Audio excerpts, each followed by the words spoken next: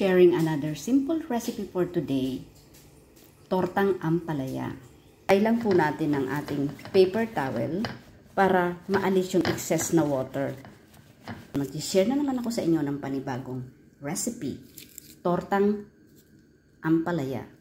Maglalagay tayo ng shrimp, salt and black pepper to taste.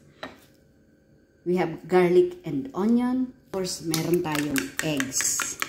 Coriander. Ito po, scallions. I-mix na po natin yung ating mga ingredients.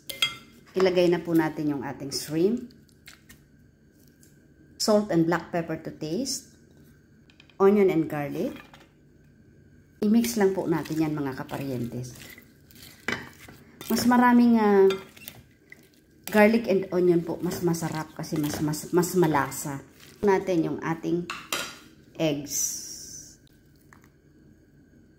Mix lang po natin yung ating mga ingredients. Maglagay din po tayo ng coriander, mga healthy food for today. Let's fry na po.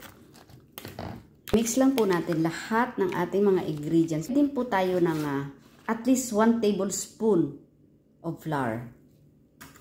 Mix lang po natin. Ready to fry na po ito. Na-preheat na po natin yung ating pan. Po natin yung ating olive oil. Na po natin yung ating tortang ampalaya.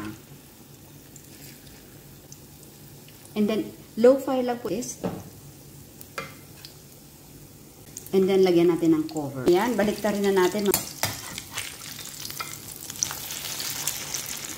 Wow, delicious.